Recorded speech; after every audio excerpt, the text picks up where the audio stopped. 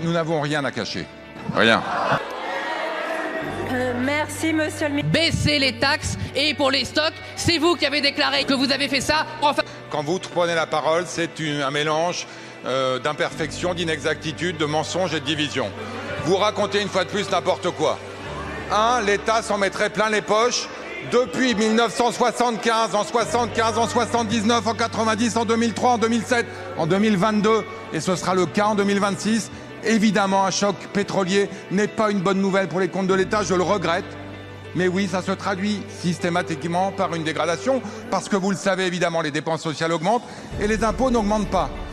Vous évoquez des stocks qui partiraient à l'étranger. Je peux vous dire que je valide, nous validons avec la ministre de l'Énergie toutes les demandes d'utilisation des stocks stratégiques et qu'aucun d'entre eux, aucun baril, aucun litre ne part en dehors de France. J'allais dire c'est normal et je ne sais pas où vous êtes allé chercher ça. Monsieur Lescure, vous pouvez éructer, mais vous devez surtout baisser les taxes. C'est ce que veulent les Françaises et les Français. Baisser les taxes et pour les stocks, c'est vous qui avez déclaré que vous avez fait ça en faveur de l'Asie. C'est vos déclarations qui sont incompétentes. Vous accusez le RN de votre turpitude. Merci, monsieur le député, monsieur le ministre. Monsieur le député Tanguy, nous n'avons rien à cacher. Rien. Rien.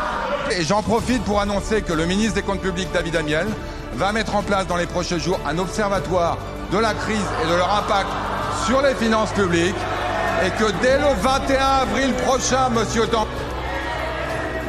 Merci, monsieur le ministre. C'est terminé pour vous, monsieur le ministre. Merci. Mondiaux, au lieu de les utiliser pour notre seul marché français au bénéfice des consommateurs et de nos entreprises, comme l'exigeaient Marine Le Pen et Jordan Bardella. Alors, monsieur le Premier ministre, quand allez-vous enfin baisser les prix de l'énergie en baissant les taxes et en utilisant nos stocks pour le seul intérêt des Français ?